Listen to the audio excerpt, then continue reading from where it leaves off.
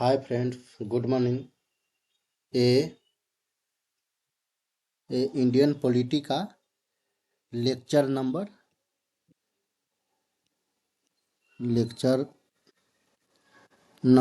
10 है, जिसमें क्या है कि हम प्रियम्बल डिस्कस कर रहे थे।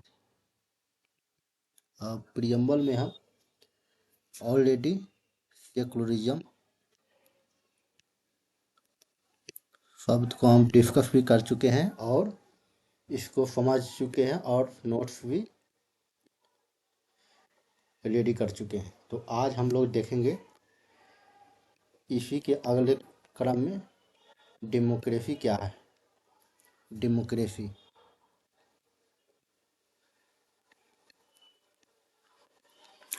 तो डेमोक्रेसी के बारे में आप जानते हैं कि इनके फादर जो थे, मॉडर्न डेमोक्रेसी के ऐसे माना जाता है।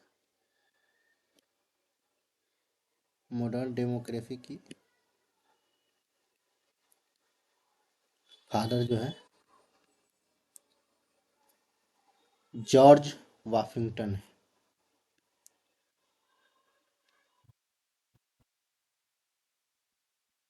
है। और एक डेमोक्रेसी का वेरी फेमस एक डिफिनीशन है। डेमोक्रेसी क्या है, तो एक अब्राहम लिंकन करके अमेरिकन प्रेसिडेंट हुए हैं। उन्होंने डेमोक्रेसी के बहुत अच्छे से डिफाइन किया था। एक अब्राहम लिंकन साहब थे, अब्राहम लिंकन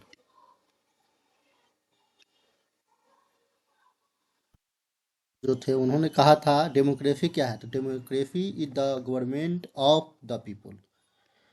आप लोग लिखेंगे democracy is the government of the people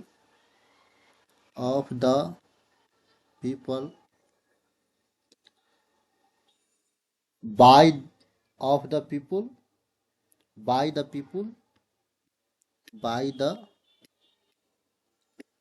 people and for the people. ये उन्होंने डिफिनेशन दिया था लिंकन साहब ने, जो कि बहुत फेमस डिफिनेशन था। एक अमेरिकन राष्ट्रपति थे, प्रेसिडेंट ऑफ अमेरिका थे। और अमेरिका और इन्होंने डिफिनेशन दिया था जो एक बहुत महत्वपूर्ण था। और अगला हम देखेंगे, एक और डिफिनेशन देखेंगे डेमोक्रेसी का, जो एक डेमोक्रेसी होता क्या है। ये तो अब्राहम लिंकन साहब के द्वारा दिया गया हो गया। और एक दूसरा डिफिनेशन हम डेमोक्रेसी के देखेंगे। Democracy is the form of government. Democracy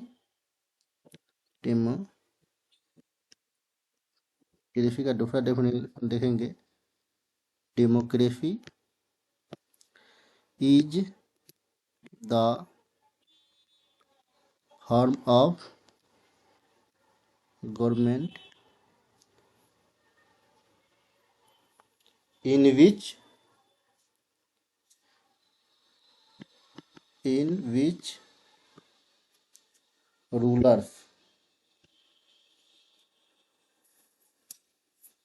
rulers are elected by the people। तो हमने डेमोक्रेसी का कितना डिफिनेशन देख लिया, दो देख चुके। एक देखे कि democracy is the form of government in which the rulers are elected by the people. और एक यहाँ आप देख चुके थे पहले वाले में, अब्राहम लिंकन साहब के द्वारा दिया गया था। Democracy is the government of the people by the people and for the people. जनता के द्वारा और जनता के लिए, इसका हिंदी अनुवाद हुआ।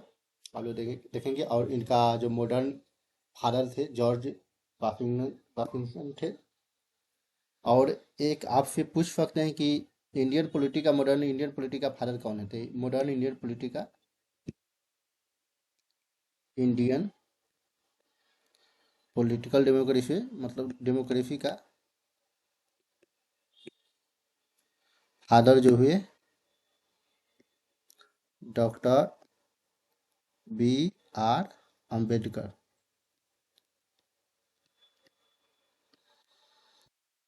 टिकर हुए।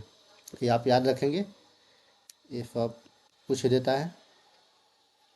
अब तो आप दो डिफिनेशन देख चुके हैं, अब इंडियन कॉन्टेक्स्ट में कुछ देखते हैं फिर क्या होता है। पहले हम डिफिनेशन लिखते हैं। इन इंडियन कॉन्टेक्स्ट क्या होता है, इन आप लोग लिखेंगे in Indian context democracy is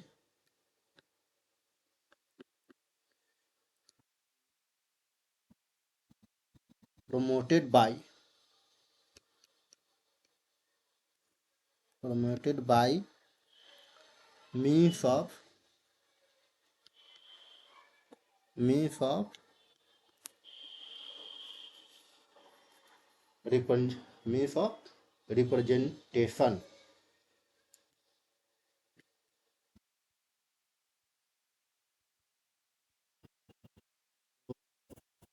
तो इंडिया सस्टेन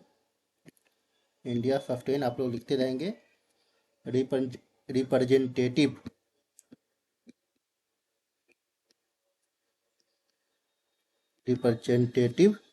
डेमोक्रेसी।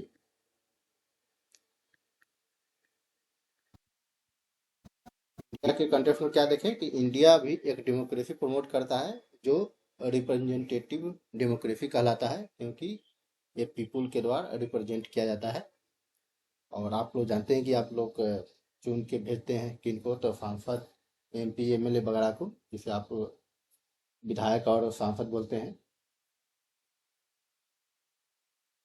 तो और इंडिया में देखते हैं ये डायरेक्ट डेमोक्रेसी है या indirect.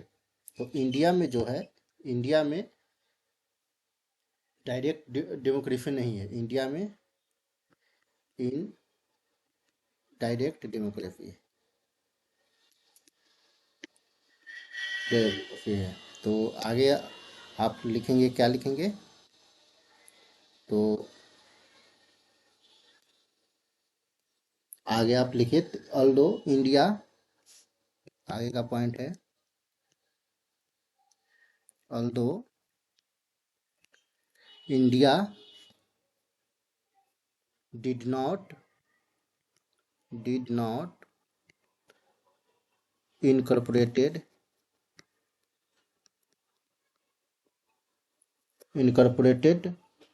direct democracy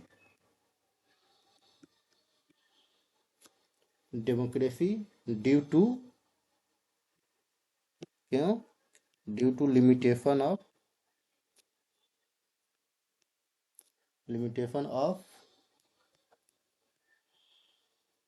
large population, क्योंकि यहाँ पॉपुलेशन तो आप जान ही रहे हैं, पॉपुलेशन बहुत लार्ज है, टेक्नोलॉजी नहीं है उतना, technology and capacity of building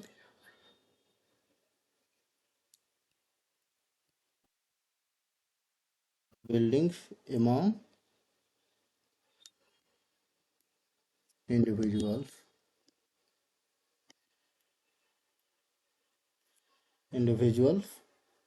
yet we have taken yet we have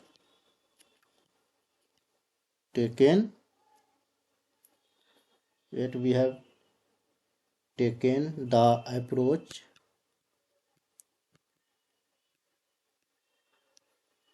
approach to established vibrant democracy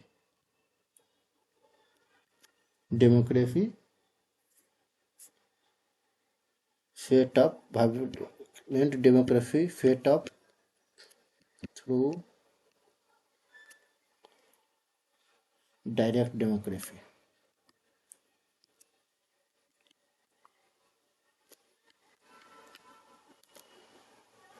India में क्या है कि आप देख सकते हैं कि हमारा जो लार्ज पॉपुलेशन हुआ उस समय जब बना था संविधान, जब बनाया गया था तो उसमें क्या क्या पॉपुलेशन बहुत हाल हम लोग का पॉपुलेशन डे बाई डे बढ़ रहा था, टेक्नोलॉजी था उतना नहीं अच्छा था कैपेसिटी, तो इसीलिए क्या हुआ कि हम लोग को वाइब्रेंट डेमोक्रेसी पे काम किया गया और उसी के द्वारा सेट किया गया जिसे डायरेक्ट डेमोक्रेसी भी कहा जाता है।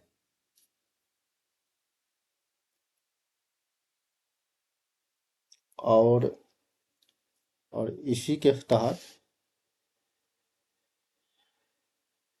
और इसमें बहुत सारा सुधार सुधार भी किया गया डेमोक्रेसी को इम्प्लीमेंट करने के लिए। जैसे एग्जांपल के लिए ले सकते हैं, जैसे 73rd amendment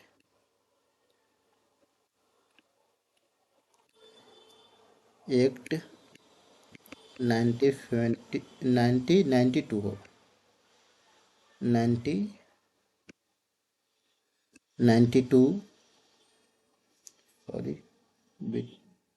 73rd amendment act 1992 article article 243A के तहत क्या किया गया, ग्राम सभा को ऐड किया गया, मतलब ग्राम सभा का प्रोविजन लाया गया।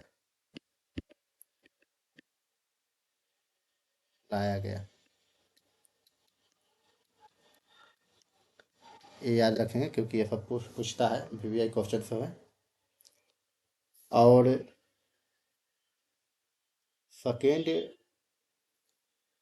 सेकेंड ARC जो था administrative reform commission, second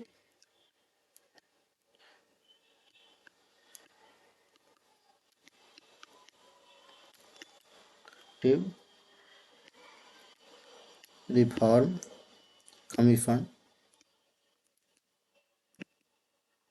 commission जो 2005 से लेकर 10 तक काम किया और इसमें भी एरिया सभा का गठन किया था। इसने भी एरिया सभा का कॉन्सेप्ट दिया था। ऐसे बहुत सारा अमेंडमेंट होता गया और ऐड होता गया, जिससे हमारा डेमोक्रेसी क्या है कि स्ट्रॉन्ग डेमोक्रेसी बने। तो आप लोग याद रखेंगे और ये सब लिखेंगे और इससे क्या होगा कि अपना डेमोक्रेसी तो स्ट्रॉन्ग हुआ ही। और इंडिया में क्या है, इंडिया में कौन सा गवर्नमेंट है, तो पार्लियामेंट्री फॉर्म ऑफ गवर्नमेंट है। तो आप कह सकते हैं पार्लियामेंट्री फॉर्म ऑफ गवर्नमेंट है तो पार्लियामेंट्री डेमोक्रेसी हुआ।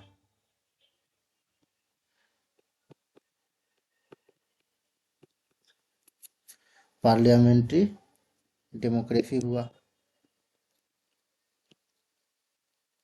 डेमोक्रेसी।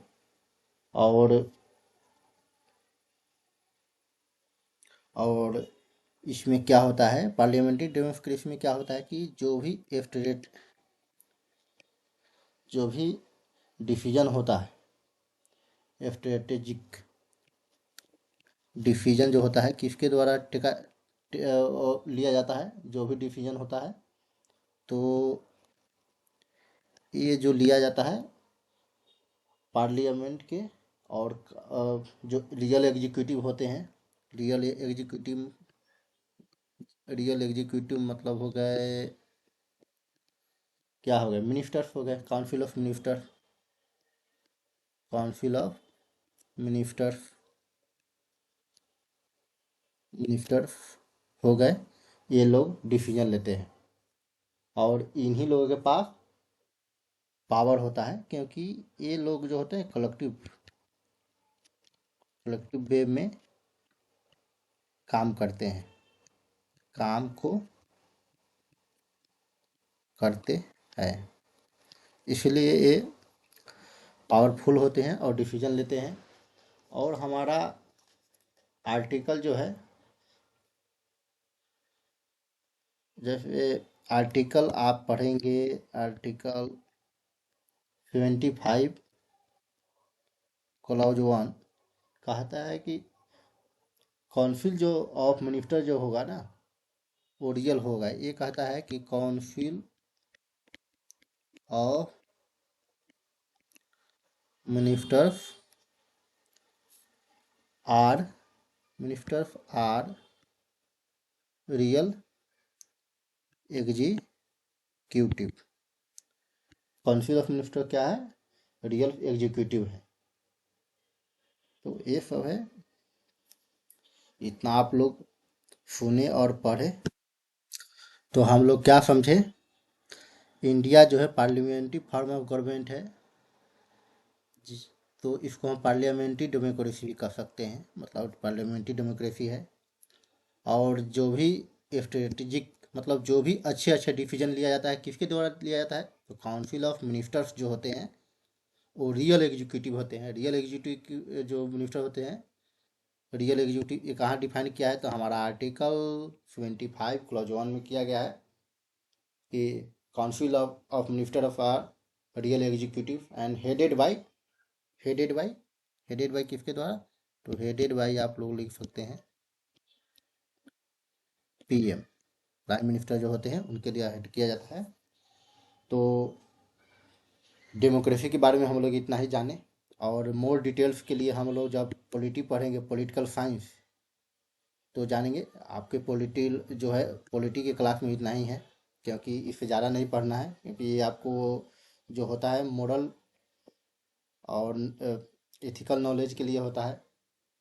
और आप कहीं भी ग्रुप में डिस्कशन कर सकते हैं, ऐसे कर सकते हैं। मोर डिटेल्स, इतना डिटेल्स नहीं जाता है, क्योंकि और पॉलिटी का पार्ट है, वो भी किसका पार्ट है, इंडियन पॉलिटी का पार्ट है। तो आप लोग क्या कर सकते हैं, लाइक कर सकते हैं, शेयर कर सकते हैं, सब्सक्राइब कर सकते हैं, डिसलाइक भी कर सकते हैं, कमेंट कर सकते हैं, सजेशन दे सकते हैं कि वीडियो आपको कैसा लगा, नहीं लगा। इस फिर हम क्या करेंगे, इसमें सुधार करेंगे और डिटेल से बनाएंगे। और पॉलिटिकल साइंस को अगर आपको पढ़ना है मोर डिटेल्स में, तो आप कमेंट कर सकते हैं कि हमको पॉलिटिकल साइंस में पढ़ाइए, जिससे हम कोई भी डेमोक्रेसी हो, कुछ भी हो, ये सबको अच्छा से याद कर सके और इसको अच्छा से डिटेल में पढ़ा सके। तो आप लोग सजेशन दे सकते हैं। सुनने के लिए धन्यवाद।